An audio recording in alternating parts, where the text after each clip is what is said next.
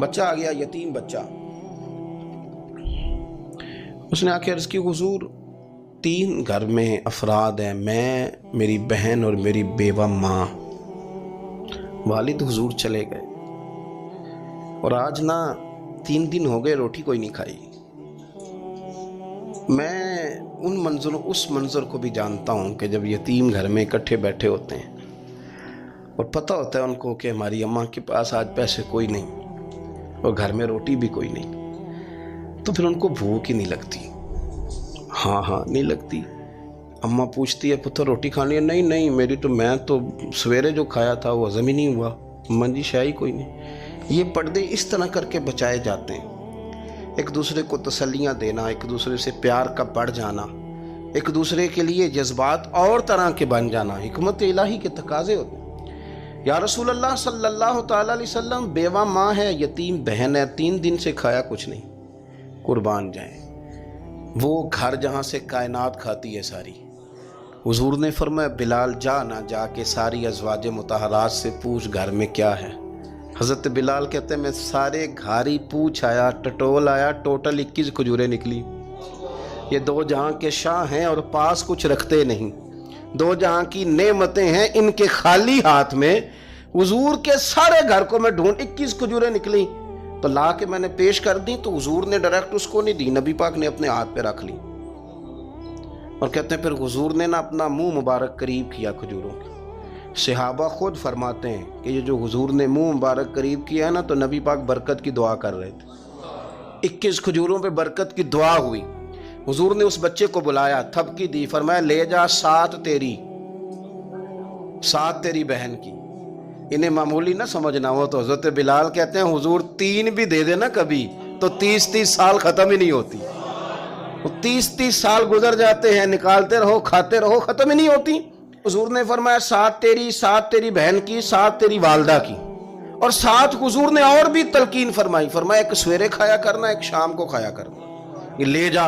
حضرت سیدنا بلال حبشی کہتے ہیں رضی اللہ تعالیٰ عنہ کہ بچہ لے کے جب باہر نکلا تو حضرت سیدنا معاذ ابن جبل دوڑ کے گئے اور جا کے بچے کے سر پہ شفقت سے ہاتھ پھیرا. کا فکر نہ کرنا، رب کریم تجھے بہترین سرپرست عطا کرے گا. پتر پریشان نہ ہونا، اللہ تیری مدد کرے گا. صرف حوصلہ دیا، سر پہ دست شفقت پھیرا. بچہ چلا گیا تو حضور نے فرمایا معاذ ادھر آؤ نا ذرا. یا رسول اللہ حکم ہو. فرمایا کس چیز نے تمہیں اٹھایا بچے کے سر پہ ہاتھ رکھنے کے لیے؟ کس نے تمہیں کہا؟ کس چیز نے تمہیں اٹھایا جو تم بچے تک پہنچ گئے؟ عرض کی یا رسول اللہ وہ جو میرے دل میں اللہ نے یتیم کے لیے رحمت رکھی ہے نا، اس نے مجھے اٹھایا تھا.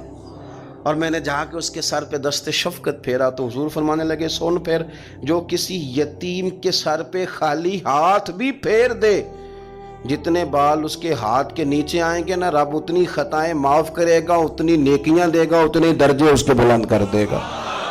خالی دست شفقت ہی پھیر دے. دینا دلانا تو بعد کی بات ہے، اس کا خیال رکھنا. تو یہ جو ہمارے مدارس ہیں نا، ان میں اکثر بچے غریب ہوتے ہیں، لیکن کچھ بچے تگڑے گھروں کے بھی ہوتے ہیں، مالدار گھروں کے بھی ہوتے ہیں. اس میں اگر کوئی ایسا بچہ آ بھی جاتا ہے نا جو یتیم ہے، کمزور ہے، تو وہ اپنے آپ کو محسوس نہیں کرتا کمزور، کیونکہ وہ یہ نہیں سمجھتا کہ میں یتیم خانے میں آیا ہوں. اس کے ذہن میں مائنڈ سیٹ یہ ہوتا ہے کہ میں مدرسے میں آیا ہوں اور میں پڑھنے کے لیے آیا ہوں. اور چونکہ وہ کچھ وزادار بچے، مالدار بچوں کے ساتھ وقت گزارتا ہے، اسی دسترخوان پہ بیٹھ کے کھاتا ہے، اسی کلاس میں سب کے ساتھ بیٹھ کے پڑھتا ہے، تو اس کی عزت نفس مجروح ہونے کی بجائے طاقت پکڑتی.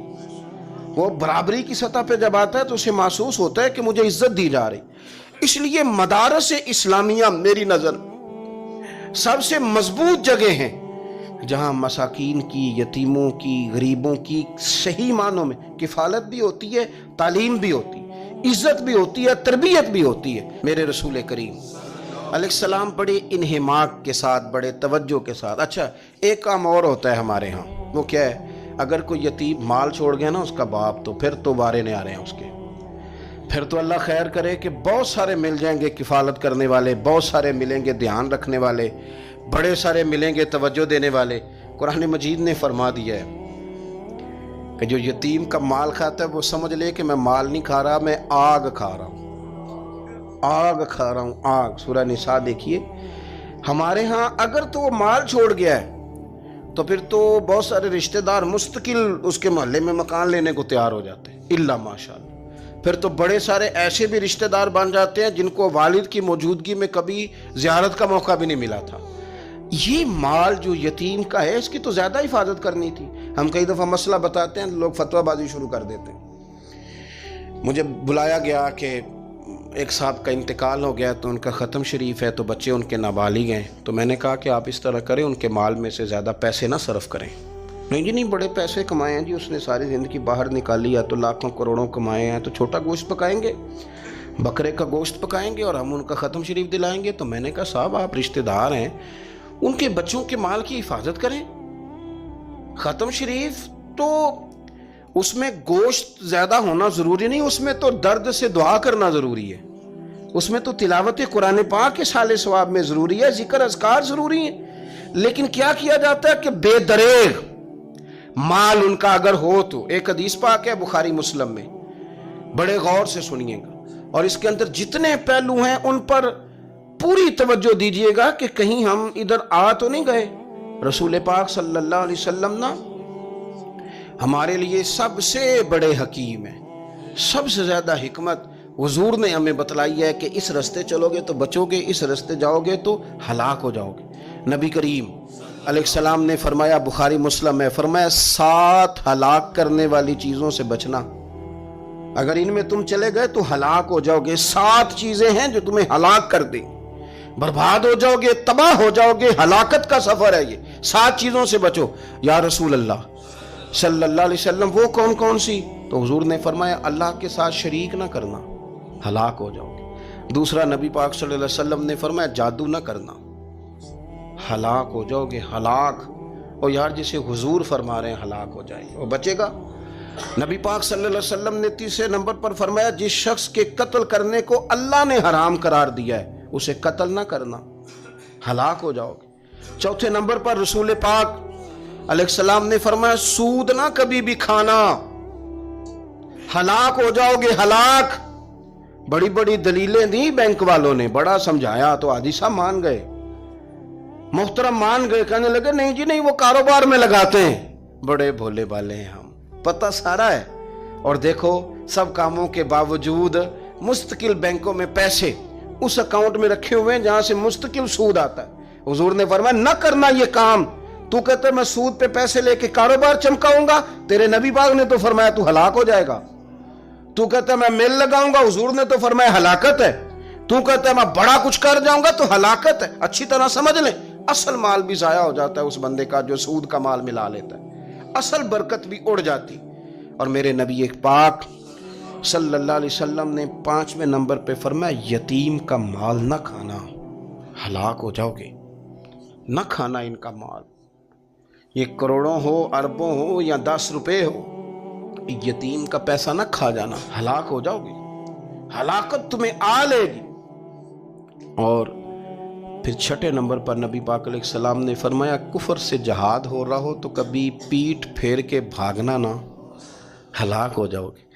اور 7ویں نمبر پر اللہ کے رسول نے فرمایا بے قصور اور بے گناہ عورت پر تہمت نہ لگانا، بلا وجہ بہو کے کھاتے نہ کچھ ڈال دینا، بلا وجہ بھابھی اور بیوی اور کسی بھی خاتون پر کوئی الزام بے قصور عورت پر بہتان نہ لگانا۔ مار مار کے ایک شخص نے بحال کر دیا بیوی کو اور بعد میں پتا چلا کہ جی مجھے شک ہے تویز کراتی ہے۔ کیا آپ کی سوچ ہے؟ مسلمان اللہ کو ماننے والا اور اس باتوں پر الزام لگائے گا تویز کرا کے لاتی؟ بے قصور عورت پر بہتان، ایک تو بات ہے اسے مارنا اور ایک یہ ہے کہ کوئی تکلیف دینا، اور ایک خالی اتنی بات کی کہ بہتان بھی نہ لگانا، اس پر الزام نہ لگانا، یعنی تم نے صرف بے قصور عورت پر الزام ہی لگایا تو حضور فرماتے ہیں ہلاک ہو جاؤ، یہ ہلاکت والا کام ہے۔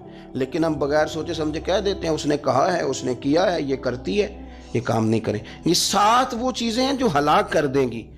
نبی پاک صلی اللہ تعالیٰ علیہ وآلہ وسلم فرماتے ہیں میں نا جنت کا دروازہ کھولوں گا تو ایک عورت کو نا میں سبقت لے جاتے ہوئے دیکھوں گا، یعنی وہ جلدی سے جنت میں داخل ہو رہی۔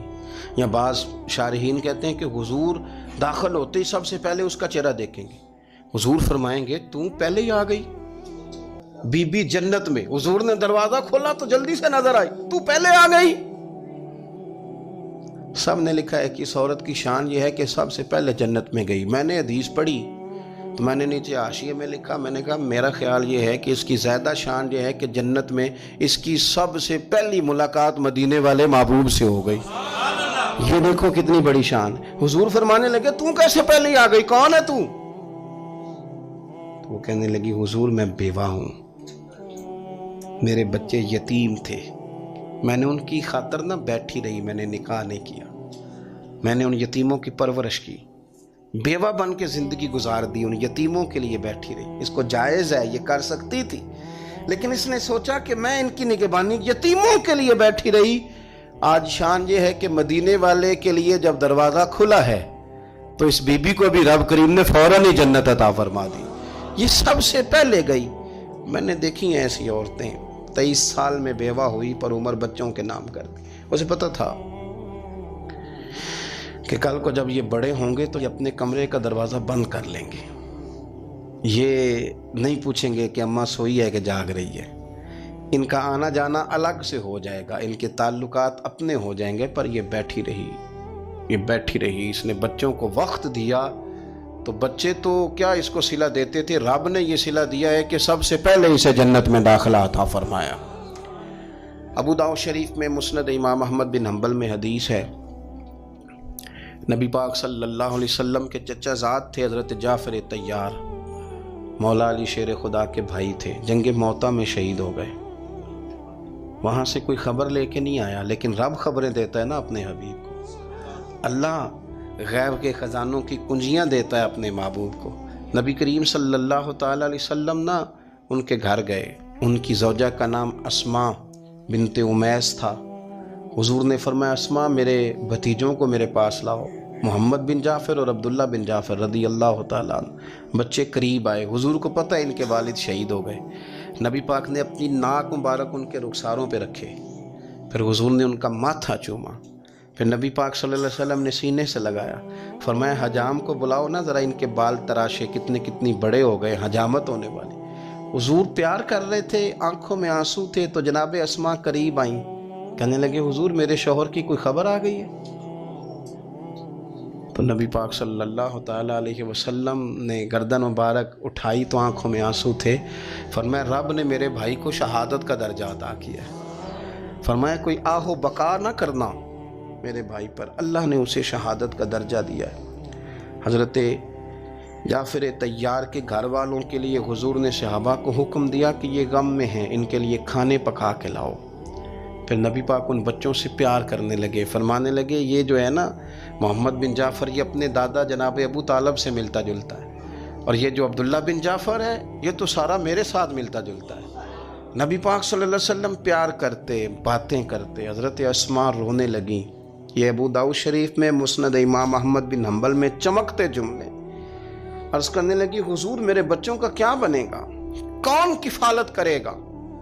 قربان جائیں رسول پاک صلی اللہ علیہ وسلم کے کیا جملے، یتیموں کے لیے حضور کا نوازنے کا کیا انداز ہے۔ فرمایا اسماء تو فکر نہ کر، انا ولیہم فی الدنیا والآخرہ، فرمایا میں دنیا میں بھی ان کا وارث بنوں گا، قیامت کے دن بھی ان کا وارث بنوں گا۔ تو صرف دنیا کی بات کرتی ہے کہ نظام معیشت کا کیسے چلے گا، اور میرا وعدہ یہ ہے کہ دنیا میں بھی ان کی سرپرستی کروں گا، آخرت میں بھی سرپرستی کروں، آخرت میں بھی میں ان کا خیال رکھوں گا۔ آپ غور تو فرمائیں، توجہ تو کریں کہ اس قدر زیادہ حضور کا انہماک اس طبقے کے ساتھ ہمیں اپنے دائیں بائیں عزیزوں میں، رشتہ داروں میں، دوستوں میں، علاقہ میں، پڑوسیوں میں، محلے داروں میں دیکھنا چاہیے۔ یہ بچے بیچارے میں نے دیکھا ہے، ان کے بگڑنے میں اصل بات یہ ہوتی ہے کہ کوئی مخلص ہو کے سرپرست نہیں بنتا۔ آگے بڑھیں، اپنی اپنی خدمات پیش کریں، اور جس طرح ہمارا بچہ بگڑ جائے تو ہم اس کے لیے پوری کوشش کرتے ہیں، جدوجہد کرتے ہیں، حالات، واقعات، پس منظر، پیش منظر کا جائزہ لیتے ہیں کہ کون سے اسباب اختیار کیے جائیں تو یہ ٹھیک ہو سکتا ہے۔ وہ ساری چیزیں ان کے لیے بھی ہمیں اختیار کرنی چاہیے، اور یہ بچے اگر احساس ذمہ داری پکڑ جائیں، جو وارث سے محروم ہو جاتے ہیں، یہ اگر احساس ذمہ داری پکڑ جائیں تو پھر یہ قوموں کی قیادت کرتے ہیں، پھر یہ بہت بڑے جانباز ثابت ہوتے ہیں، پھر یہ اپنے گھر گھرانے کا نہیں، یہ ملتوں کے، قوموں کے لیے مشعل راہ بنتے ہیں۔ لیکن شرط یہ ہے کہ ہم ان کے لیے اپنے دلوں کو کشادہ کریں، سینوں کو وسیع کریں۔ اللہ کریم سمجھنے کی توفیق عطا فرمائے۔ آخر دعوانا ان الحمد